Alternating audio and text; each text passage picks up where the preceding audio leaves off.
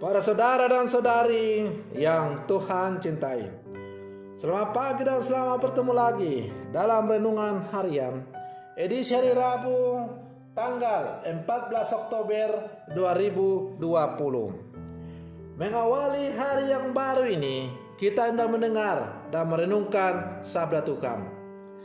Marilah sebelum kita mendengar dan merenungkan sabda Tuhan, kita berdoa. Dalam nama Bapa dan Putra dan Roh Kudus. Amin. Allah Bapa kami di surga, bukalah bagi kami kitab-kitab agar dapat mempelajari apa yang dapat menenteramkan hati. Semoga Yesus Putramu membawakan kesembuhan dan keselamatan kami. Bersabdalah ya Tuhan, kami siap untuk mendengarkan. Semoga sabdamu yang hendak kami dengar dan kami renungkan ini sungguh semakin menjiwai seluruh kehidupan kami di sepanjang hari ini. Terpujilah Engkau Bapa dan Putra dan Roh Kudus, kini dan sepanjang segala masa. Amin. Para saudara dan saudari yang Tuhan cintai, sabda Tuhan yang hendak kita dengar dan kita renungkan untuk mengawali hari yang baru ini diambil dari Injil Lukas pasal 11 ayat 42 sampai 46. Tuhan sertamu. Inilah Injil Tuhan kita Yesus Kristus menurut Santo Lukas. Sekali peristiwa, Yesus bersabda, "Celakalah kalian, hai orang-orang Farisi, sebab kalian membayar persepuluhan dari selasi, inggu, dan segala jenis sayuran, tetapi kalian mengabaikan keadilan dan kasih Allah. Yang satu harus dilakukan dan yang lain jangan diabaikan. Celakalah kalian, hai orang-orang Farisi, sebab kalian suka duduk di tempat terdepan di rumah ibadat dan suka menerima penghormatan di pasar. Celakalah kalian, sebab kalian seperti kubur yang tidak memakai tanda. Orang-orang yang berjalan di atasnya tidak mengetahuinya." Seorang ahli Taurat menjawab, "Guru, dengan berkata demikian, engkau menghina kami juga." Tetapi Yesus berkata lagi, "Celakalah kalian juga, hai ahli-ahli Taurat, sebab kalian meletakkan beban-beban yang tak terpikul pada orang, tetapi kalian sendiri tidak menyentuh beban itu dengan satu jari pun." Demikianlah Injil Tuhan. Para saudara dan saudari yang Tuhan cintai, dalam bacaan Injil tadi kita masih mendengar Yesus melanjutkan kritikannya terhadap orang-orang Farisi. Kali ini Yesus menyoroti cara orang Farisi menuntut orang lain agar menaati aturan, sementara mereka tidak mematuhi peraturan yang sama. Kemunafikan orang Farisi dibungkus dengan kesalehan dan berlindung di balik hukum yang baik, sehingga hukum yang baik justru menjadi sarana untuk bertindak tidak adil terhadap sesama.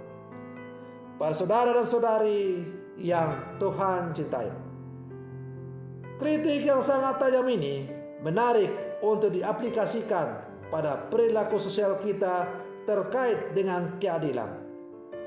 Bukan rahasia kalau bangsa kita kewalahan berhadapan dengan korupsi, atau malah mungkin kita semua dengan berbagai bentuk juga melakukan korupsi. Misalnya korupsi waktu. Terkadang kita memaknai korupsi itu hanya dengan melihat para pejabat, tokoh-tokoh politik yang melakukan korupsi uang.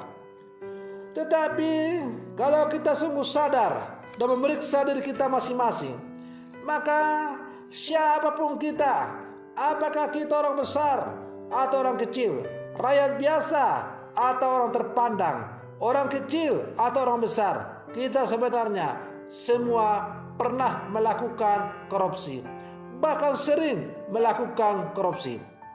Salah satu bentuk korupsi yang kita lakukan dalam kehidupan kita adalah korupsi waktu. Seharusnya ada waktu untuk bertemu dengan Tuhan, untuk berrelasi dengan Tuhan, tetapi kita gunakan untuk tujuan yang lain. Itu sudah termasuk dengan korupsi. Seharusnya kita ada waktu untuk berbagi relasi cinta dengan keluarga, anak-anak, istri, dan sebagainya. Tetapi kita sibuk dengan urusan yang lain yang tidak penting. Itu sudah kita melakukan korupsi. Maka sebelum kita melemparkan tuduhan kepada orang lain, hendaklah kita masuk ke dalam hati kita masing-masing, memeriksa diri kita, berkaca dengan sungguh-sungguh. Apakah benar saya juga ini orang yang baik, ataukah saya adalah orang yang juga sering melakukan hal yang tidak sesuai dengan apa yang diajarkan oleh Tuhan. Para saudara dan saudari yang Tuhan cintai, Tuhan akan membalas sikap hidup setiap orang secara adil. Tuhan membalas setiap orang menurut perbuatannya, yaitu hidup kekal kepada mereka yang dengan tekun berbuat baik, mencari kemuliaan, kehormatan, dan ketidakbinasaan. Manusia diajak untuk mengarahkan hidup kepada keutamaan Kristiani yang membantu manusia memperoleh kemuliaan, kehormatan, dan hidup abadi. Dalam kenyataan hidup kita sering jumpai manusia menjadi hakim bersama yang lain. Tidak jarang orang-orang kecil yang tidak berdaya diperlakukan sewenang-wenang dan tidak adil. Martabat mereka sebagai manusia diabaikan, bahkan ada beban-beban berat yang dilimpahkan kepada mereka. Hal-hal demikian ini tidak berkenan kepada Tuhan. Celakalah kamu juga, sebab kamu meletakkan beban-beban yang tak terpikul pada orang lain, tetapi kamu sendiri tidak menyentuh beban itu dengan satu jari pun. Sabda Tuhan ini memberikan inspirasi kepada kita semua untuk bersikap adil dan memperlakukan sesama manusia seperti diri kita sendiri. Sikap solidaritas dan belas rasa menjadi keutamaan yang dianjurkan kepada kaum Kristiani dalam hidup berbangsa, bernegara, bermasyarakat, berkombas, berparoki. Setiap manusia diajak untuk selalu hidup dalam saling kasih mengasihi setiap hari sebagai anak-anak alam. Para saudara dan saudari yang Tuhan cintai, mencermati kehidupan kita akhir-akhir ini, memang kita harus semakin menundukkan kepala dan memohon pertolongan Tuhan, karena kita semakin jauh daripada Tuhan. Tengoklah di sana sini masih sering terjadi kekerasan, saling membunuh satu sama lain. Atas nama ideologi tertentu, orang begitu gampang melenyapkan nyawa sesamanya. Seakan-akan ideologi yang dia anut itu adalah merupakan satu-satunya ideologi terbaik dan terbenar yang harus ditegakkan. Padahal semua ideologi yang ada di dunia ini itu semua akan sia-sia belaka. Hanya ideologi yang diberikan oleh Tuhan, yaitu hidup kekal bersama dengan Dia. Itulah yang abadi, yang hendaknya kita perjuangkan dalam kehidupan kita. Ideologi hidup kekal bersama dengan Allah hanya bisa kita peroleh apabila kita hidup dalam saling kasih mengasihi satu sama lain. Kita boleh hidup dalam perbedaan-perbedaan faham ideologi. Kita boleh berbeda warna kulit, rambut, dan sebagainya. Tetapi itu tidak menghalangi untuk kita hidup bersama sebagai saudara dan saudari satu sama lain. Karena siapapun kita berasal dari tujuan yang sama, ialah berasal dari Allah. Dan akan kembali kepada tujuan yang sama, ialah kembali kepada Allah itu. Siapapun kita dibentuk dari bahan yang sama, ialah tanah. Kita berasal dari tanah dan akan kembali kepada tanah. Lalu mengapa kita harus saling menyingkirkan, saling membunuh, saling melenyapkan dalam kehidupan ini?